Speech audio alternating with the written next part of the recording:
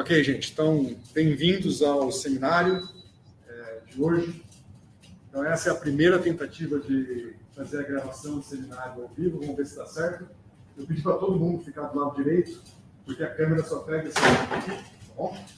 Então, hoje a gente vai ter o seminário do Natan. O Natan é formado na Unipam, em Patos de Minas, fez mestrado e doutorado em Viçosa, e hoje ele é pós-doutorando com a Daiane, aqui no Instituto de Física, e tem uma posição em Viçosa também, é isso? Tá nos dois lugares. Ele vai falar um pouco para a gente sobre perovskitas e mecanismos de difusão com aplicações, provavelmente, em células fotovoltaicas e células a combustíveis. Então, obrigado por aceitar o convite, Natan, e fique à vontade e qualquer coisa, está aqui para ajudar. Muito obrigado, Gerson. Todo mundo consegue me ouvir bem? Beleza. Como o Gerson falou, eu sou o Natan, e apesar de eu ser pós-doutorando aqui da Universidade Federal de Uberlândia, eu me sinto meio que como aquele primo de segundo grau que na festa de final de ano aparece do nada, sabe? Sabe que faz parte da família, mas não conhece ninguém. Então é meio que isso, porque a pesquisa toda é conduzida de forma remota.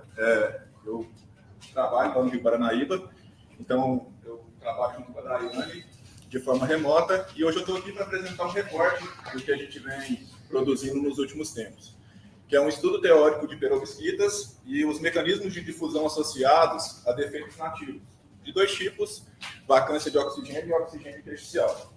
Como o Gerson falou, de forma superficial, eu venho de uma carreira acadêmica um pouco não ortodoxa, por assim dizer, e talvez um pouco questionável.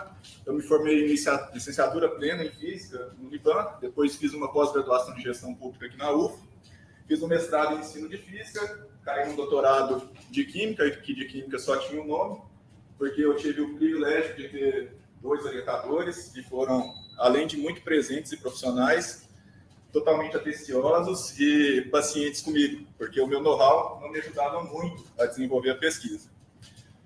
Hoje, mas independente disso, ele me trouxe até aqui hoje, que eu sou pós-doutorando aqui da universidade, supervisionado pela professora Daiane. Bom, a apresentação vai ser dividida em algumas partes. Vou começar inicialmente pela introdução, mostrar um contexto geral, depois eu vou apresentar os nossos principais resultados. Na introdução, eu dividi ela em três partes. Vou falar um pouquinho das perovskitas, vocês já tiveram um seminário semana passada, pelo que eu ouvi falar. Também vou falar um pouquinho da aplicação pretendida dentro do escopo do trabalho e os nossos objetivos iniciais de pesquisa. Bom, as perovskitas são materiais sintéticos ou naturais do tipo AbO3, ou, na verdade, esse O pode ser ocupado por outros tipos de ânions de menor raio iônico, onde o A ele é um cátion coordenado por 12 íons de oxigênio, o B ele também é um cátion, mas em complexos octaédricos, e o O geralmente é oxigênio, mas pode ser ocupado por outros ânions de menor raio iônico. O A, no sítio A, podem ser colocados pelo menos 20 tipos diferentes de metais alcalinos e lantanídeos, no sítio B, pelo menos 35 metais de transição, e é comum também a presença de dopagens nesse tipo de estrutura, tanto no sítio A quanto no sítio B, inclusive usando moléculas orgânicas em ambos os sítios, e no sítio do oxigênio é comum o aparecimento de defeitos nativos do tipo vacância de oxigênios e oxigênios intersticiais. Essa gama de possibilidades faz que nem sempre as perovskitas se sintetizem no formato cúbico, que é a perovskita, que é o grupo cristalino padrão do titanato de cálcio, que é a primeira perovskita. A depender dos elementos utilizados, essa perovskita ela pode se cristalizar em diferentes grupos cristalinos, como, por exemplo, o ortorrômico, que a gente também investigou nesse trabalho, compoéticos, dentre muitos outros. Também é comum o aparecimento de distorções nesses complexos octaédricos, que dão muitas novas, ou conferem muitas novas propriedades físico-químicas diferentes nesses materiais. A proposta do nosso trabalho é investigar materiais para serem utilizados, ou propriedades associadas a materiais utilizados como catodos de células a combustível de óxido de sódio. Essas células funcionam basicamente como uma pilha, mas com fornecimento contínuo de tanto do agente oxidante quanto do agente redutor. Fazendo aqui só, por exemplo, usando o gás hidrogênio como combustível, ele sofre oxidação aqui no anodo, onde elétrons migram para um circuito externo, cai no cátodo, onde o oxigênio do ar, ele sofre redução, e os íons O2 migram tanto pelo cátodo quanto pelo eletrólito, formando o produto da reação lá no anodo.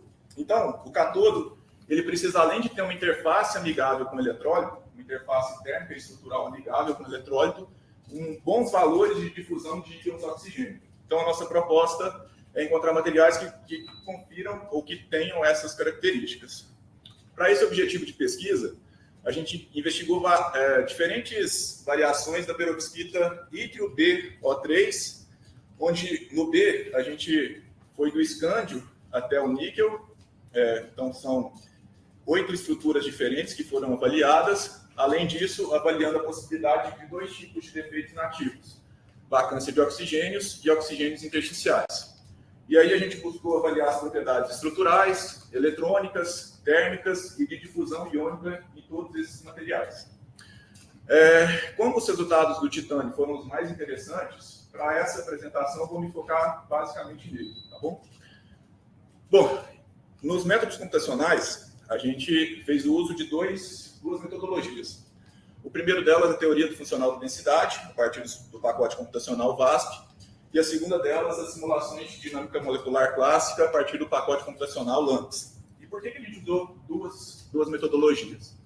Porque, apesar de elas serem diferentes, a gente entende elas como complementares, uma vez que o DFT é um estudo ad initio quântico, que permite a gente a descrição de todos os elétrons das camadas de valência, e que permite a gente avaliar a eletrônica do sistema de forma geral, porém sempre a 0K.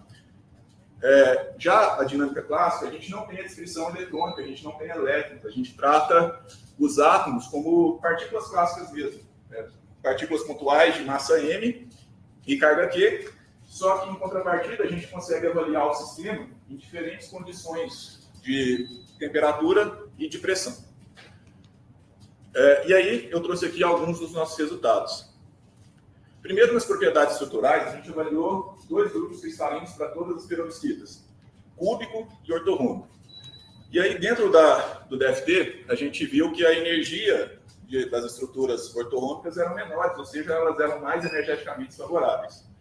Resultado que também foi muito semelhante ao encontrado na dinâmica molecular, inclusive com volumes otimizados próximos pelos 2 modelos, e muito próximos também do experimental. Além disso, a gente conseguiu ter a representação não só do volume dos parâmetros de rede de forma convincente, mas da própria geometria do cristal mesmo, os comprimentos de ligação, os ângulos, tanto no DFT, a 0K, e aqui essa estrutura da direita, são as posições médias ocupadas durante uma simulação de dinâmica molecular a 1000K. Então, como pode ver, os cristais são realmente muito parecidos. Trago aqui alguns exemplos de função RDF e de ângulos que a gente encontrou nos 2 modelos. Aqui o RDF, a função de distribuição radial, tanto no MD quanto no DFT, praticamente sobrepostos, alguma descrição muito parecida. E esse primeiro pico aqui corresponde ao comprimento de ligação. Então, a gente pode ver que foi resultado aqui muito próximo do experimental para os 2 modelos.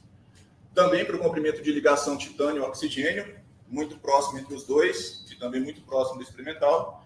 E o mesmo aconteceu para os ângulos, onde os mesmos ângulos encontrados na dinâmica aqui, na função de distribuição angular, para as estruturas com vacância e com oxigênios intersticiais, foram os mesmos ângulos encontrados pela célula otimizada no DFT.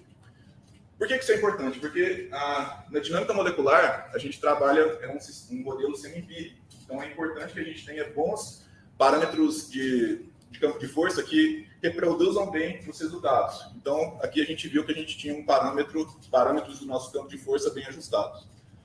E aí, a partir da gente ter uma estrutura otimizada, que foi a ortorrômbica, que era mais energeticamente favorável, a gente focou os nossos estudos de defeitos nativos apenas nelas. Os defeitos nativos avaliados foram a vacância de oxigênio e o oxigênio intersticial. Na vacância de oxigênio, a gente basicamente tira um oxigênio da estrutura e com oxigênio intersticial, um oxigênio a mais é adicionado, a gente adicionou no espaço vazio mais amplo que tinha dentro da estrutura. As concentrações que a gente trabalhou acabou sendo diferente nos dois modelos devido às especificidades de cada um. Trabalhamos com 2% de concentração de defeito no DFT e de 0,5% nas nossas simulações de dinâmica molecular. Além disso, a gente calculou, via DFT, as energias de formação de defeitos em diferentes estados de carga desse defeito. E encontramos que, aqui em vermelho, as energias para a formação do oxigênio intersticial eram mais favoráveis do que para a formação de vacâncias, mesmo em atmosferas pobres em oxigênio. Inclusive, a formação de oxigênios intersticiais se mostrou espontânea em ambientes, em atmosferas ricas em oxigênio. Resultado que concorda com alguns dados experimentais que mostram uma distribuição não estequiométrica de oxigênio, com um pouquinho mais de oxigênio do que 3 ali na... Esqueci o nome. Bom, sobre as propriedades eletrônicas, a gente avaliou para todas as estruturas o band gap, a partir das nossas simulações, dos nossos cálculos DFT, e vimos que para o titanato de lítio, que o gap eletrônico que existia era de 1,75 electronvolts, e que a presença de defeitos diminuía esse band gap em todos os casos. E não aconteceu só para o titânio, mas em todas as estruturas que a gente trabalhou também. O resultado interessante que a gente encontrou é que o momento magnético do titanato de lítio ele diminui na presença de oxigênios intersticiais. Ele passa de 4 magnetos de Bohr para 2. Isso acontece porque o oxigênio intersticial ele liga nos dois titânios mais próximos e faz com que o estado de oxidação dele passe de 3+ para 4+. Sobre as propriedades térmicas, agora já dentro do campo da dinâmica molecular, a gente avaliou o volume a diferentes temperaturas e viu um crescimento do volume conforme a temperatura ia aumentando.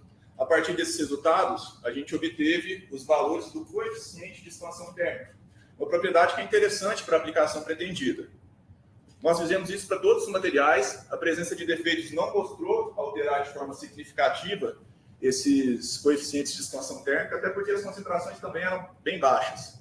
Só que, de forma interessante, os resultados tanto do titânio quanto do cromo deram valores muito próximos dos principais eletrólitos utilizados na célula combustível de óxido sólido, o que torna ele mais interessante ainda.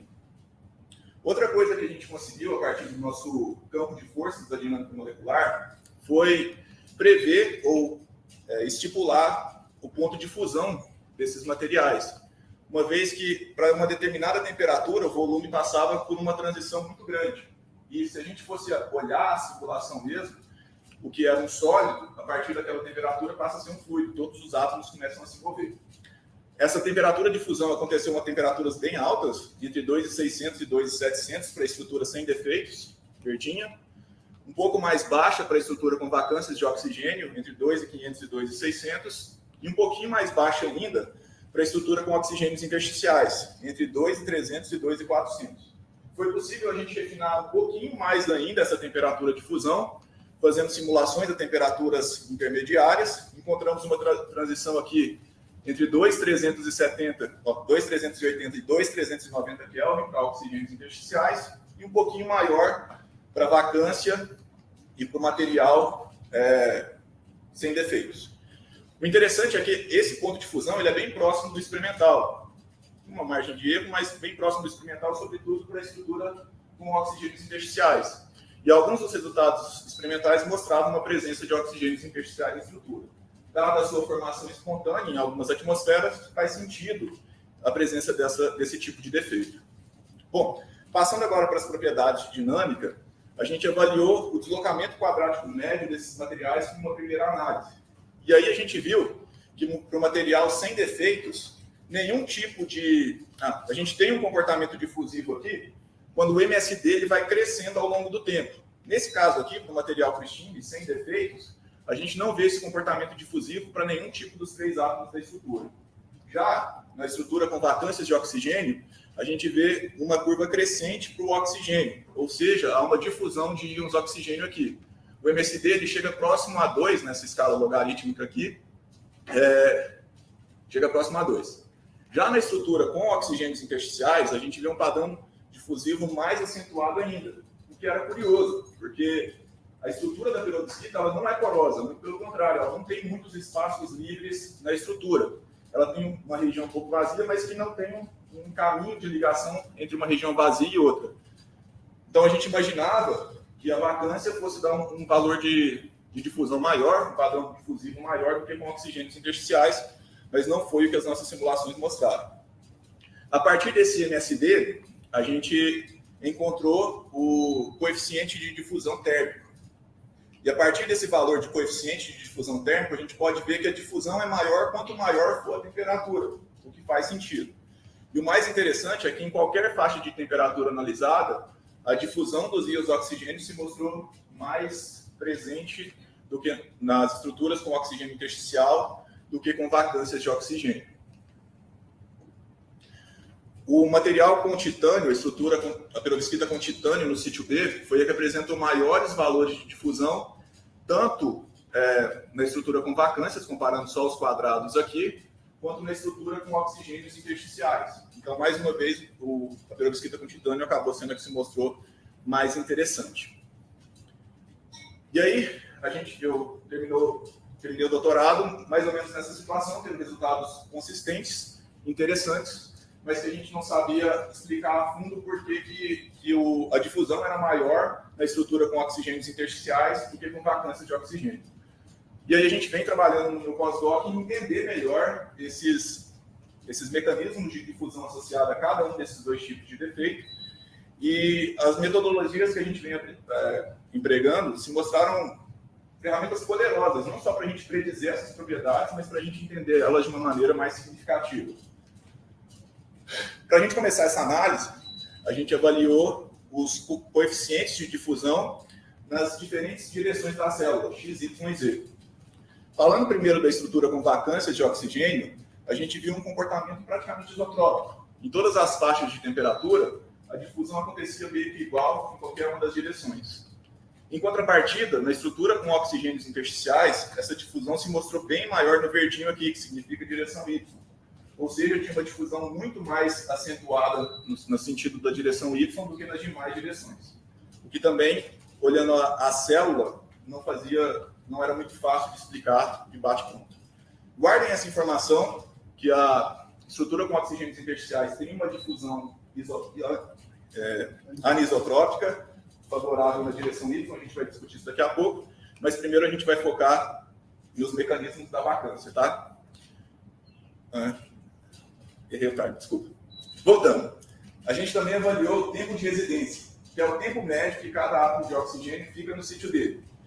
De forma esperada pelos nossos resultados, o tempo de residência dos oxigênios, nos sítios dos oxigênios, na estrutura com oxigênios intersticiais, se mostrou menor do que nas estruturas com vacância de oxigênio. Dado o seu padrão mais difusivo, era esperado que eles ficassem menos tempo nesses sítios específicos. Aqui, a gente tem, na célula da perovskita que a gente estava analisando, ela tem dois tipos de oxigênios diferentes. Os 8D, que ficam meio que no plano XY, no centro dos complexos octaédricos, e os 4C, que ficam nas pontinhas aqui dos complexos octaédricos. Então, tipo, numa linha no eixo Z a gente tem os 4C, e no plano XY a gente tem os 8D. E a gente acabou diferenciando esses dois sítios e avaliando os tempos de residência em cada um deles. E a gente viu que o tempo de residência nos 4C, nos amarelinhos, na pontinha aqui, eram muito semelhantes para as duas estruturas. Já os 8D eram bem menores nos oxigênios intersticiais. Então, a principal diferença na difusão estava principalmente na difusão associada aqui ao 8D. Bom, agora sim, a gente vai focar apenas na estrutura com vacâncias para entender o mecanismo de difusão associado.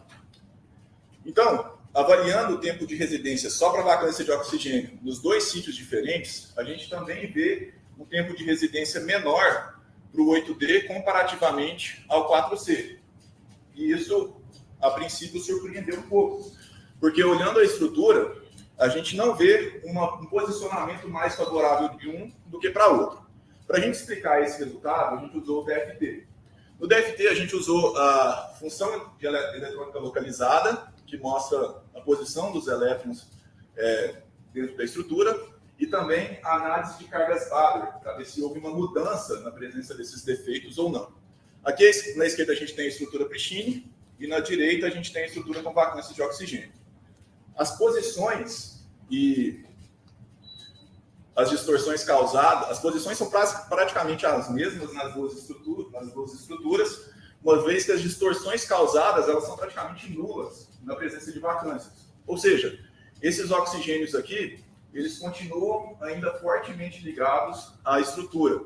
Numa análise de cargas Bader, não houve mudança significativa nas cargas de nenhum dos oxigênios, mostrando que as ligações com a estrutura cristalina se mantiveram preservadas, ainda que na presença de vacâncias de oxigênio, justificando uma energia alta para quebrar essas ligações e algum desses átomos de oxigênio poder ir para o buraco formado pela vacância de oxigênio.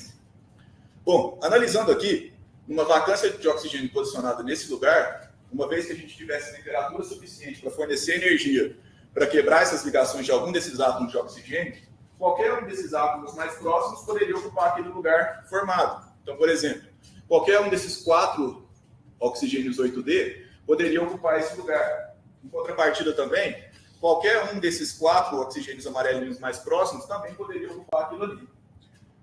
Fazendo uma análise de barreira de energia por cálculos de Neb no DFT, a gente viu que a barreira de energia é praticamente a mesma para esses 2 saltos, tanto para esse verdinho meio esquisito aqui, quanto para o vermelhinho, que não justifica o menor tempo de residência dos 8D comparativamente aos 4C. No Neb também a gente chegou a avaliar a possibilidade de um oxigênio 4C saltar para um outro oxigênio 4C, claro, tem uma vacância lá em 4C. E a gente viu uma barreira de energia mais alta. Então, mostrando que esse aqui não é o salto mais favorável. Existem barreiras de energia menor, ou seja, vão ser provavelmente os oxigênios mais próximos da vacância que vão saltar para lá mesmo. Tudo bem? Bom, então a gente ainda não consegue explicar aqueles diferentes tempos de residência. E aí, para a gente conseguir explicar eles, a gente fez uma análise da vizinhança de cada um dos sítios. Pense que você é um oxigênio presente no sítio 8D. Você é propício a saltar, você tem uma chance de saltar desde que as vacâncias estejam em um dos 8 oxigênios mais próximos de você, um dos 8 oxigênios vizinhos. Pensando que esse oxigênio que está aqui pode saltar para uma vacância que tiver aqui próximo, a chance da vacância estar próximo do 4C é 4 em 384, que é a quantidade de átomos de oxigênio que a gente tinha na estrutura, e a gente totaliza aqui uma probabilidade de cerca de 0,3% de ter uma vacância próxima do sítio 8D. Em contrapartida, se a gente fizer essa mesma análise a partir de um átomo de oxigênio presente no sítio 4C, ele só tem oxigênios 8D próximo dele. Então, a chance dele ter uma vacância próximo dele é menor. Ou seja, não tem nenhuma barreira de energia mais favorável que faça o 8D saltar mais vezes do que o 4C. A verdade é que ele só tem uma vizinhança com mais chance de ter uma vacância de oxigênio próxima dele. Tudo bem? Então, aqui, a gente finaliza... ainda não. Calma lá. Isso vai bem de acordo com os nossos resultados de dinâmica molecular, que mostram que esses átomos que repetem várias vezes foram átomos que foram traqueados durante a simulação. Eu peguei todas as posições assumidas por esse átomo durante todos os 5 nanosegundos de simulação. E a gente pode ver, em destaque aqui, que esse oxigênio que começou numa posição 4C, que é essa amarelinha, ele acabou saltando para uma posição 8D. Já esse cara aqui, ele fez o caminho inverso. Ele começou numa posição 8D e foi para uma posição 4C. E a gente também tem exemplos de oxigênios que saltaram de 8D para 8D. Alguns, como esse amarelinho aqui embaixo, acabou que nem se moveu. Certo? Terminada essa parte, então, das vacâncias de oxigênio, entendendo que tem um menor tempo de residência, mas não necessariamente uma barreira de energia mais favorável, a gente chega à análise dos mecanismos de difusão associados aos oxigênios intersticiais, que foi meu pesadelo durante um bom tempo, diga-se de passagem. Bom, de forma semelhante, a gente tem um tempo de residência menor para os sítios 8D do que para os sítios 4D, uma diferença ainda mais significativa do que aconteceu nas vacâncias de oxigênio. Se a gente for olhar, fazer a mesma análise que a gente fez da função eletrônica localizadas e das cargas Bader, aí já fica um pouco diferente. Primeiro que o oxigênio, nos cálculos de DFT, mostrou que a posição central, que é onde a gente começou ele a princípio, que era o centro da posição mais vazia, não é a posição mais favorável, que ele se move para próximo de 2 titânios e acaba se ligando a eles. Isso gera uma distorção nas cargas Butler de todos esses 5 oxigênios aqui mais próximos desse rolê. Todos esses oxigênios têm uma mudança significativa nas suas cargas Butler, que mostra que eles ficam mais fracamente ligados à rede cristalina. Os oxigênios 4C, eles não têm mudanças significativas nas suas ligações, o que faz com que eles fiquem mais presos à rede com menos chance de saltar, necessitando uma barreira de energia maior para conseguir quebrar essas ligações e fazer um possível salto. Em contrapartida, todos os oxigênios que tiveram essa mudança de carga são do tipo 8D. Então a gente consegue explicar a diferença nos tempos de residência a partir disso. Mas a gente ainda não consegue explicar a anisotropia. Porque se a gente for olhar essa estrutura, ela é muito semelhante na direção X e na direção Y. Não parece ter um caminho muito favorável na direção Y que favoreça aquele comportamento anisotrópico que a gente viu quando a gente avaliou os coeficientes de difusão unidimensionais. A proposta que a gente teve para o mecanismo de difusão é que, como o DFT mostrou, esse átomo de oxigênio intersticial ele não vai ficar aqui. Ele vai para uma dessas duas posições mais favoráveis. Quando ele chegar lá, ele vai saltar para o próximo sítio de oxigênio. Mas esse cara está ocupado, então ele só vai conseguir ir para lá se ele fizer com que esse oxigênio salte para o próximo sítio intersticial mais favorável. Então, meio que a difusão dos íons de oxigênio na presença de defeitos de oxigênio intersticial acontece meio que aos parzinhos. Porque para um cara se mover, ele precisa fazer com que o próximo se mova. Tudo bem? E aí a gente fez a análise dessas barreiras de energia para esses dois mecanismos aqui, com a esperança que ela fosse a explicação da anisotropia. Mas o resultado de Neb mostrou que as barreiras de energia para esse oxigênio da rede, ou para cima ou para a direita, era praticamente igual. Inclusive, eu não chamei atenção para isso, mas aqui é aproximadamente 0,4, que é cerca de 4 vezes menores que a barreira de energia que a gente encontrou para a vacância. Então, de certa forma, o resultado é consistente no sentido de mostrar uma barreira de energia menor, mas ele ainda não explica a anisotropia. Porque o que acontece aqui é só que o próximo átomo de oxigênio, que estava na rede, vai se desconectar, ele vai quebrar a sua ligação e vai desencadear o mecanismo de difusão. Para a gente explicar, essa hipótese do mecanismo de difusão vai bem ao encontro do que a gente viu durante as simulações de dinâmica molecular. Aqui a gente tem uma simulação a 600 Kelvin e a gente pegou meio que os átomos próximos de um oxigênio intersticial, estamos representando só eles aqui. E aí, na hora que eu disparo a simulação, a gente pode ver que o oxigênio intersticial já sai da posição central e já vem para aquele cantinho mais favorável. Ele fica meio que num cabo de guerra com os oxigênios da rede, forçando ele, até que vai, não vai, e ele ocupa a posição da rede, faz com que o próximo salte para frente. E aí vai que meio que em fila indiana, toda vez que um salta, ele leva o outro, e assim vai desencadeando a difusão, principalmente aqui ao longo do eixo Y. Aqui a gente tem, de novo, as posições traqueadas de alguns átomos da rede, alguns que começaram na posição intersticial, alguns que começaram no sítio 8D e alguns que começaram no sítio 4C. E a gente consegue ver aqui que todos eles se moveram de alguma forma. E muito preferencialmente aqui na direção Y, né? Favoravelmente na direção Y. Ou seja, há realmente essa troca dos átomos intersticiais com os átomos da rede. E aqui, se a gente prestar atenção, a gente consegue ver uma rota favorável para a difusão. Caminhos preferenciais que esses átomos seguem durante a difusão deles. E esses caminhos aqui são as rotas favoráveis. E a gente procurou de novo, dentro do DFT, explicar esse comportamento que a gente estava encontrando dentro da dinâmica molecular. Para isso, a gente estava usando a função de energia potencial local. Só que eu estava analisando essa função só aqui no centro dos complexos antes disso, a gente está olhando isso aqui de outro ângulo, tá? Aqui a gente está no plano XY, eu inverti e agora está o plano YZ, tudo bem? A gente pode ver que, de fato, Y é bem mais favorável a Z, mas eu estava analisando o plano de difusão como se ele passasse exatamente no centro dos complexos octaédricos aqui, como se fosse nessas linhas verdes.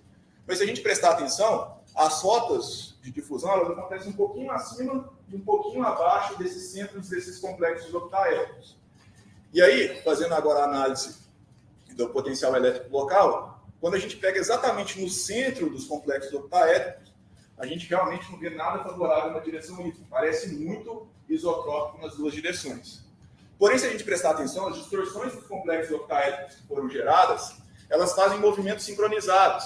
essa fileira de oxigênio meio que desce, essa fileira meio que sobe, essa fileira meio que desce e essa fileira meio que sobe. Na hora que a gente analisa essa superfície potencial um pouquinho mais para baixo, a gente vê que nessa região aqui que os oxigênios levantaram, há um caminho muito favorável no sentido da direção Y, como se fosse uma avenida mesmo, com barreiras de energia praticamente insignificantes em algumas regiões, que favorecem principalmente a difusão em relação ao eixo Y.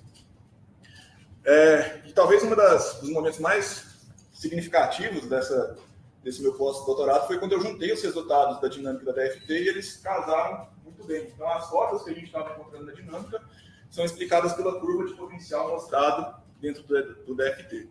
Bom, eu termino a parte grossa dessa apresentação agora, com a principal mensagem que uma análise do ponto de vista de duas metodologias permite não só descrever muitas propriedades estruturais, eletrônicas, térmicas e de difusão iônica, mas mais do que prever essas propriedades, a gente consegue explicar muitas vezes o porquê delas serem como são, de entender melhor os mecanismos associados a cada uma dessas propriedades. Então, se tem uma coisa que ficou de muito importante para mim durante esse trabalho, é que olhar de pontos de vista diferentes pode fazer você entender melhor o seu problema de pesquisa. Diante disso, eu queria vender meu peixe, falar que essa apresentação ela é um recorte de 3 trabalhos, um já publicado, com o titânio, a apresentação dos resultados que a gente encontrou mesmo, um segundo que já passou pelo CB referido, já deve estar para ser publicado pelos próximos dias ou meses, que a gente avalia esses mecanismos de difusão na presença de vacância de oxigênio e oxigênio intersticial. Um terceiro, ainda em produção, que vai envolver um panorama geral de todas as perovskitas analisadas. E a gente também usou essas mesmas metodologias em um novo composto, o óxido de galho, conseguiu resultados muito expressivos, além de preditivos, explicativos mesmo, sobre esse material, que também já foi publicado no ano passado, esse artigo. E eu queria terminar falando que o doutorado, além de 2 excelentes coordenadores, orientadores, me deram de presente 2 grupos de pesquisa. E não sei se é pelo fato da minha grande insegurança, mas quando eu discuto as coisas com a minha equipe, me faz entender melhor os meus resultados e ficar mais confiante neles. O meu grupo de pesquisa da UFO, coordenado pela professora Daiane, é composto pela Bruna, pelo João e pela Elis. A Bruna e o João estão no mestrado, a Bruna mais na reta inicial, o João já no seu último ano, quase defendendo. A Elis está quase terminando a sua graduação, deve estar defendendo nos próximos dias. Eu acho que eu sou meio um forasteiro no grupo da UFV agora, porque formalmente eu sou aluno da UFO, mas eu me sinto parte ainda. O grupo da UFV é coordenado pelo professor Pablo, nós somos em 3 lá hoje, com o Luiz e com o Alan. O Luiz está no último ano de doutorado, vai defender esse ano, e o Alan está começando agora, quer dizer, já está no 2º ano dele de doutorado. Além disso, eu queria agradecer de forma especial as minhas meninas, minha esposa e minha filha, porque se mesmo aos trancos e barrancos eu cheguei até aqui, foi por elas e graças a elas. É isso. Obrigado, gente.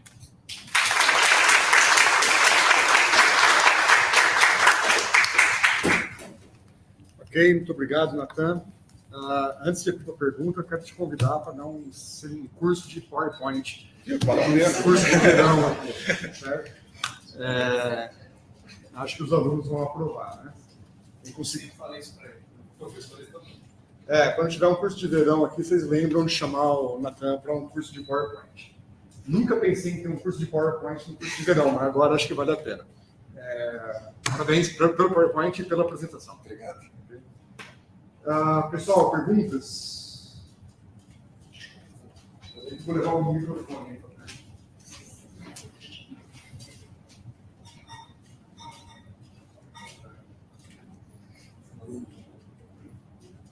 Tem uma pergunta?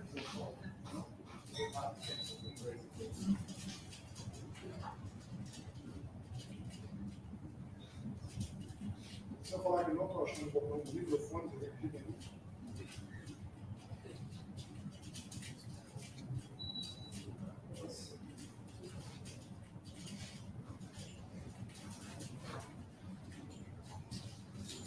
Boa tarde, Natan.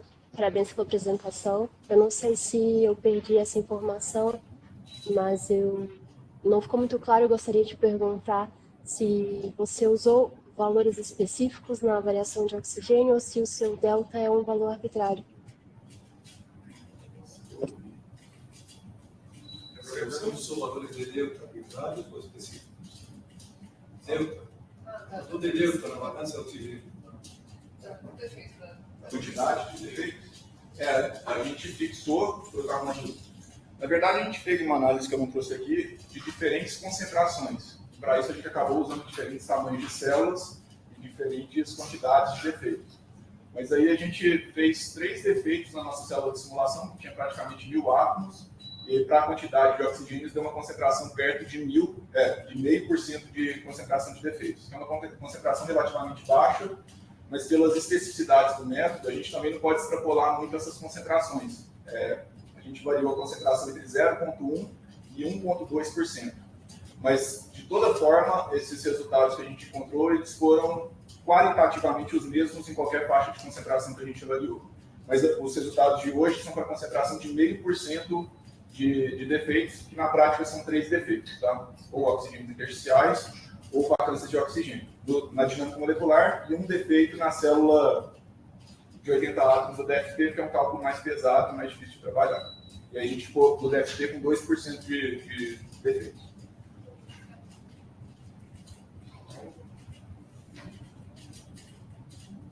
Primeiramente, obrigado. Muito interessante o trabalho. Muito interessante o trabalho. Eu tenho, na verdade, 2 perguntas. A primeira é mais quanto à questão estrutural. Eu imagino que foi feita relaxação e tal. Se alguma dessas relaxações teve mudança estrutural, ou se todas as estruturas se manteve, foi homoédrica, né, que você comentou? Ortorrômbica, perdão. Se teve mudança, essa... A gente fez a relaxação iônica e eletrônica para os cálculos estruturais, todos eles, principalmente no DFT, porque na dinâmica ela meio que a gente passa por um processo de termalização, que é um pouquinho diferente, mas no DFT, em todos os cálculos, a gente sempre trabalha com um sistema ele já relaxado, eletronicamente e ionicamente.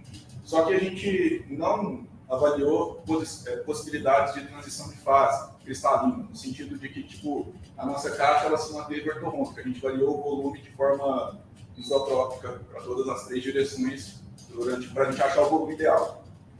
Então a gente fez uma relaxação isotrópica variando o volume de forma proporcional aos 3 parâmetros de regime. A segunda pergunta é quanto à questão da... Você mostrou que foi feito estudo com ferromagnetismo. Se essa é a fase mais estável, mesmo com a concentração de defeitos, ou se pode ter alternância de fase magnética ou algo do tipo? Aí já é particular de cada elemento do sítio B. No caso específico do titânio, que está mais preso aqui na minha cabeça, todos eles se mantiveram ferromagnético. E aí a gente fez uma avaliação separada para ver qual que era a estrutura, qual que era a configuração magnética mais favorável. E, de fato, era a ferromagnética para o caso do titanato de lítio. A presença de oxigênios intersticiais, para cada oxigênio intersticial que a gente colocava na célula, havia uma redução do momento magnético total de 2 unidades. Isso acontecia porque o oxigênio intersticial ele se ligava a 2 titânios. Então, ele acabava meio que roubando 2 elétrons, um de cada titânio, deixando menos elétrons desemparelhados, reduzindo o momento magnético total da estrutura. Mais perguntas?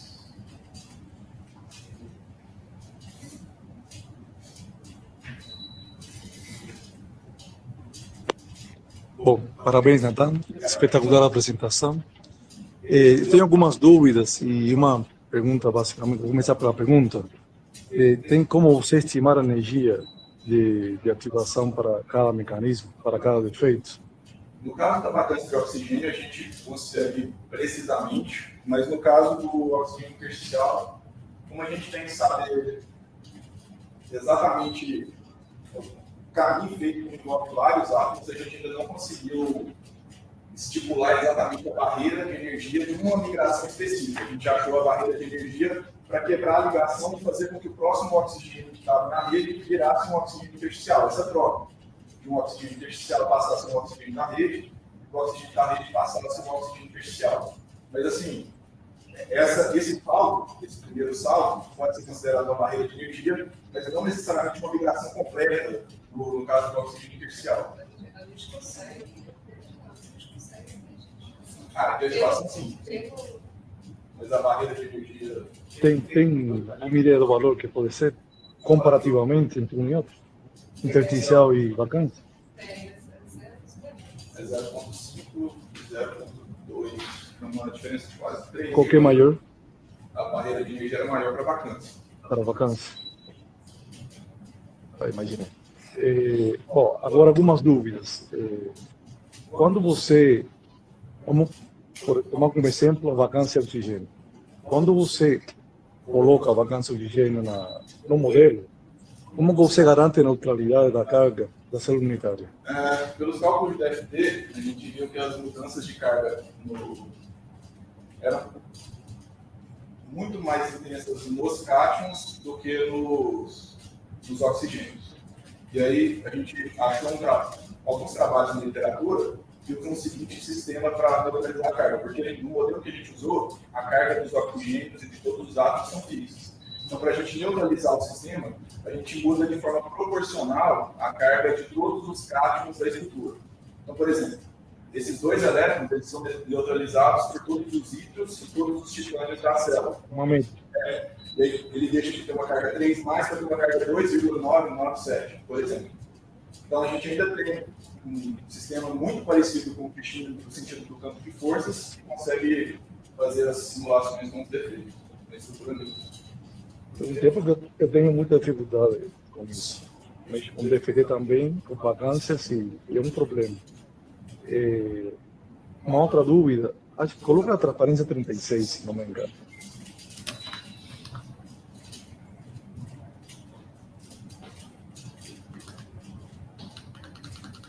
Ixi, longa, hein? É que às vezes um slide vira 5.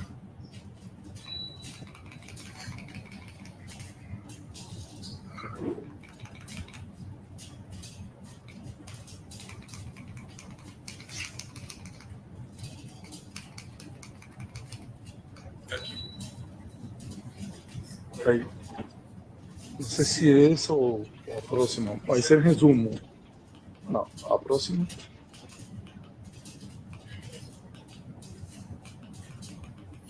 Aí. Queria saber uma dúvida, tá? Porque quando você coloca o defeito intersticial, você observa menor. Pensaria que fosse o contrário, não sei. Porque você acha que o volume diminui? Ou acha não, obtém de fato, né? De fato, o volume menor é o intersticial. Eu não pensei muito. Esperaria o contrário, não é?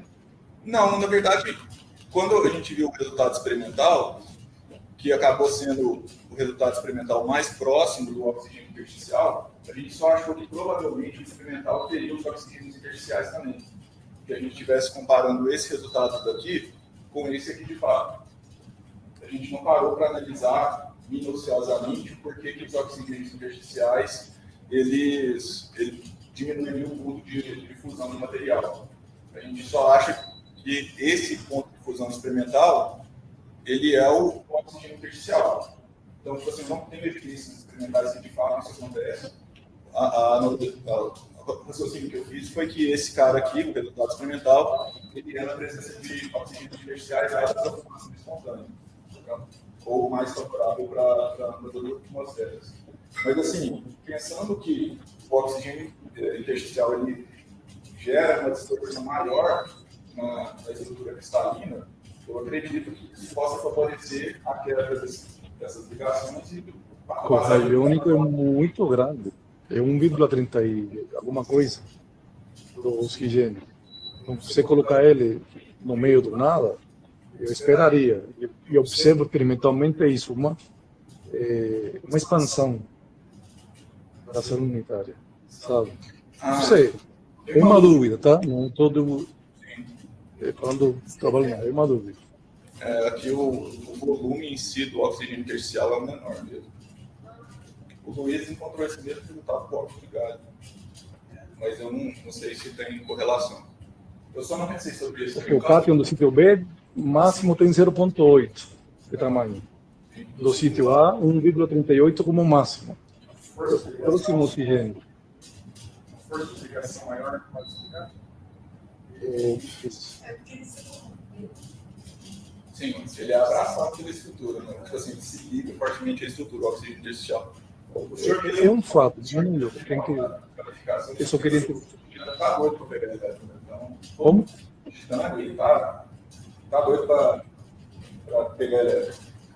Para perder elétrico. Então, o oxigênio intersticial tá doido para ganhar, então ele se adere mais a esses titãs. Mas assim, estou pensando algo aqui, eu realmente não sei se isso explicaria. Na verdade, o titânio é muito... Você falou da terceira dúvida, então. Por que está limitado o primeiro? Ele fica 4 mais, mas na peroxida ele tem estado de oxidação 3 mais, né? Por quê? Você, de fato, essa é uma dúvida aí. Coloca na frente que você colocou a ligação entre o intersticial e os Titânio titânios. muito próximo. Acho que está para trás, na verdade. Análise eletrônica. É dúvida também, tá? Aí, ó. Você mencionou que ele vai de 3 mais para 4 mais. Por quê? Não é o contrário? Ele é estável de 4 mais. Na peroxida ele fica 3 mais. Mas você falou que vai para 4 mais. Com a presença do oxigênio intersticial, os dois titânios que se ligam a ele vão para 4 mais. Mas por que então na peroxida fica 3 mais, se ele entra 4 mais? O senhor está falando na simulação de dinâmica molecular? O que a gente faz na simulação de dinâmica molecular é aumentar um pouquinho a carga de todos os titânios da estrutura. Aí entra então aquela compensação da carga que você falou no início. A gente não consegue modular de forma que só o titânio próximo fique 4 mais. Isso é uma limitação do método, mas que não desvalida ele.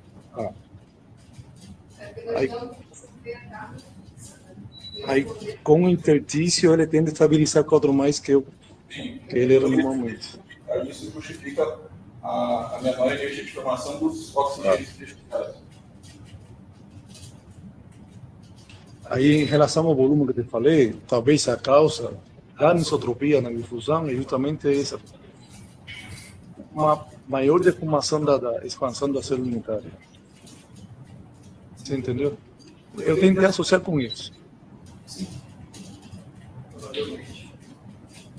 Então, o efeito do oxigênio intersticial fica colapsando e causando discussões e redução da. Quer dizer, ser equilíbrio também. Pode ser essa brincadeira viva se você começar também em considerações maiores. Né? Não sei se é o caso. No seu caso, se você tem se aumentar muito a concentração de pista, tem um efeito inverso.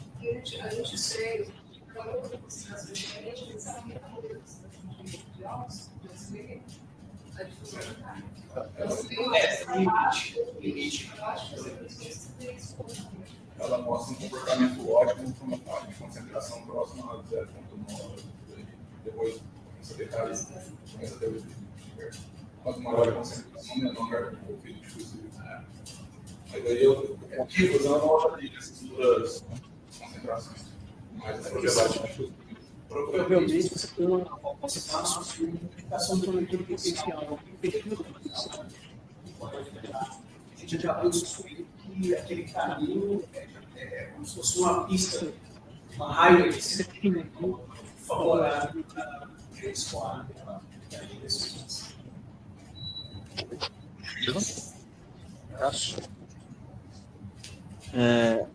Ô, Natan, eu tenho algumas mais alto? Vou falar para o pessoal. Minha pergunta primeiro é a seguinte: esse é um trabalho mais teórico do que prático, né? Experimental, ou é só teórico, né? É porque se fosse assim, bateu com os resultados experimentais, eu fiquei na. Aí... Tá. Mas eu consigo correlacionar, por exemplo, essa análise teórica que você faz aí, fazer uma amostra, agora que eu boto na prática, fazer a medida e tentar reproduzir o resultado de vocês? Ou isso fica muito mais na teoria? A expectativa é essa. Infelizmente, o nosso grupo de pesquisa não envolve nenhum experimental, mas a gente participa de um grupo de pesquisa na Universidade do Texas, que eles têm laboratórios experimentais meio correlacionados ao tipo de pesquisa teórica. Isso é comum. O que os teóricos fazem por exemplo, ao invés de você sintetizar todas as 8 pesquisas que eu analisei, eu te dou um indício que contemplando talvez você tenha um caminho mais favorável. Se vai ser exatamente igual, é difícil dizer, porque você também, os experimentais em geral, também não sabem dizer exatamente a concentração. Tipo, se tem alguma dopagem, algum defeito na formação, ou tem essa dificuldade assim, de saber se o que eu estou simulando é exatamente o que você tem no seu laboratório, sabe? Isso dá para muito e facilitar a vida um do outro, de forma eu validar os resultados, você ter algum indicativo. Mais ou menos igual o preço do vídeo, nem sempre dá certo, mas já ajuda você a saber se você vai deixar uma palavra ou não. Claro. Eu perguntei porque eu sou experimental e eu estou começando a trabalhar também com os perovskites, mas é na forma de cristal. A gente coloca terra rara, neodímio, outros elementos. Mas assim, não sou eu que preparo o material. Mas normalmente a pessoa que prepara também é um experimental. Então ele sabe como preparar, mas não faz essa análise, o quanto tem que pôr, quantos por cento, vai colocando. E aí a gente vai ver, vai fazer a medida e vai ver até onde dá. É meio que experimental mesmo a coisa. Essa análise teórica, antes, eu tenho que fazer isso, essa quantidade X que eu tenho que pôr, entendeu? A gente faz também uma avaliação, no caso do DFT, muito localizada do efeito do defeito, né? Para altas concentrações, isso pode não ser exatamente o que a gente está reproduzindo. Mas é um forte indício, principalmente de dopagem ou de tipo de defeito que você tem que procurar na sua estrutura, para conseguir achar a propriedade ou melhorar a determinada propriedade, essa habilidade que você está procurando. Tá, minha última pergunta. Você falou de residência, eu não entendi direito. O que é aquela tempo de residência? Tem gente que chama de tempo de relaxação. O tempo médio que os átomos de oxigênio ficam em um lugar específico. Esse lugar específico é os sítios dos oxigênios, né? A posição dos oxigênios é a medir essa residência dele. Então a gente pega todos os oxigênios para cada tempo de circulação e vê quantos se moveram. E a gente tem a média do tempo de residência que cada átomo de oxigênio ficou naquele sítio específico. Tem a ver com quanto tempo cada átomo fica parado. O mecanismo, né, de difusão no sítio do oxigênio no sítio de sal. Se ele saltou, quer dizer que ele migrou. A gente consegue ter uma média de quanto tempo esse oxigênio ficou. Isso dá para medir na prática? Na prática, acho que é difusão, né? a difusão A difusão não é. Diretamente. Mas isso está ligado à questão do annealing, né? Se você fizer jogar a temperatura lá para cima por tantos minutos, você tem uma ideia de quão efetivo vai ser o annealing. Isso te dá uma descrição desse tipo. Aí, se fizer várias amostras com annealings de tanta temperatura por tempos diferentes e conseguir fazer uma análise experimental da estrutura, você conseguir inferir esse tempo a partir da medida de difusão pelo annealing. Você tem que fazer o annealing e medir como que a estrutura ficou depois do annealing. Não sei se alguma outra medida, sem ser medida de estrutura mesmo, de estrutura cristalina, poderia indicar isso, mas você tem que fazer várias amostras com annealings diferentes. Mas uma grande coisa, um grande desafio nessas células a combustível, né, é reduzir a temperatura de operação. Porque você vê que a difusão acontece em temperaturas muito altas, né? Imagina, você vai ter um dispositivo, uma célula combustível, que você trabalha a 1.000, 1.200, 1.300 graus Celsius. Né? Quer dizer, isso torna, tecnologicamente, isso não é muito legal, né? O ideal hoje existe esforço, né? E aí acho que com os experimentais também, junto com os teóricos, de buscar também esse que são um foco importante, redução de temperatura de operação, quer dizer, de buscar materiais capazes de promover difusão, que a difusão ela é importante, como o Natan mostrou lá no todo, né? Que a difusão ocorra numa temperatura mais baixa, né? Então isso é um grande nicho de pesquisa, importante de pesquisa, né? Eu acho que atuar experimentais e teóricos nessa direção. Pessoal, mais perguntas? Eu tenho uma de curiosidade minha, em relação também à anisotropia. Os 3 casos, o prístino, a vacância e o intersticial. Eu entendo que você não tem uma simetria cristalina única porque o negócio flutua muito. Mas você falou que no começo era cúbico, né? Depois podia ficar ortorrômbico. Então, nos 3 casos, como que era o grupo de simetria? A gente avaliou 2 possibilidades. Só tem evidências experimentais dela ortorrômbica. Mas a gente avaliou a estrutura cúbica e a estrutura ortorrômbica de forma separada. Não é que a gente não avaliou a transição de uma para outra. Mas a estrutura cúbica ela mostrou uma energia total maior do que a estrutura ortorrômbica, uma energia por átomo. Então, quando ela está na configuração ortorrômbica, ela tem uma menor energia associada. Então, mostra que ela é mais energeticamente favorável. Mas aí qual direção que é esticada? X, Y ou Z? Z é mais esticada em relação às duas. Então, explica a questão do X, Y. Seria muito bom. Foi a primeira coisa que a gente pensou, olha, por que não? Mas tem uma figura, que eu não vou lembrar em que slide que tá, mas acho que era no 76, 78, que visualmente dá para ver que a rede é diferente na direção Y. Pelo menos eu tive essa impressão olhando. Na direção Y? Exatamente por causa da orientação dos átomos. 78, mais ou menos. Mas está o X e o Y. O X e Z não. 70 e pouco. Vai chegar lá. Eu estou apontando para você, mas na verdade o meu está para lá. Aí o X e o Y é essa aqui, na verdade. Tá vendo? Se pegar os átomos vermelhinho e azul, conforme esses halteres, eles estão muito mais na direção X do que na Y. Esse daqui? Aponta aí. Sim, mas na verdade, tudo bem, mas eles estão em outro plano. Tudo bem, mas que já dá para ver uma anisotropia. X e Y são diferentes. Mas como isso, a Daiane chegou de falar disso, achando que podia ter alguma... Porque aqui, se você for olhar, ele faz a curva para o lado desses oxigênios. Sim. Mas, não tem nenhum... Tudo bem, visualmente isso é uma anisotropia, mas como ela justifica isso aqui, aí, na verdade, é mais a questão mesmo do...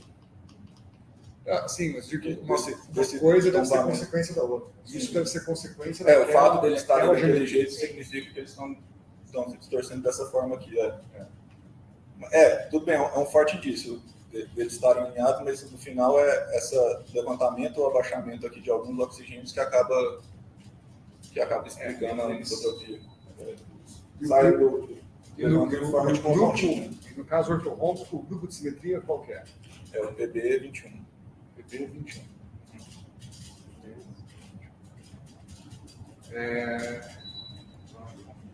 Tem uma variedade. Tem um livro, BNMA e PBMN. Esses dois são basicamente o mesmo, mas baseado, o mesmo cristal, só que baseado em eixos de simetria diferente. Isso, mas claro, nesses grupos, eu não me lembro da nomenclatura correta de cabeça, uma nomenclatura confusa, mas o X e o Y são diferentes, tá? Sim, então. A gente tem 3 eixos diferentes. Sim. Isso. Na verdade, foi uma dificuldade no início. Ele estava vendo essas estruturas, se é cúbica, o que ele fala, né? Das curvas de otimização. Foi justamente essa uma questão que a gente discutiu muito, justamente porque tem as duas ortorrômbicas são muito parecidas. Na verdade, elas são. E até a questão do 4C, 8B, o CIT 4C, 8B, a gente fez essas posições de Fotoff, foi uma questão. Né? Na verdade, a ortorrômbica ela parte do pressuposto que os 3 são diferentes. Aqui tem 2 iguais, é hexagonal. Ok. Ótimo. Gente, mais alguma pergunta? Se não temos, vamos agradecer o Natan de novo.